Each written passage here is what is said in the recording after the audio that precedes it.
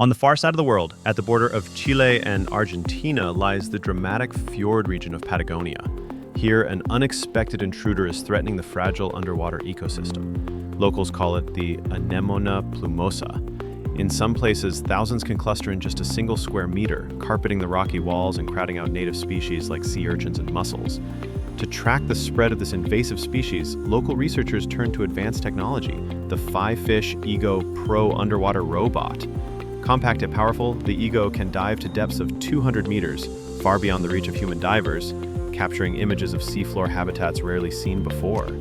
In Patagonia's narrow fjords, where conditions are harsh and large research vessels struggle to enter, this small ROV can be launched from a simple boat and maneuver with ease. The footage it gathers not only shows the density of the invasion, but also reveals habitat conditions and patterns of spread, critical evidence that help scientists plan how to respond. One tool, many tasks, delivering insights that would otherwise remain hidden beneath the waves.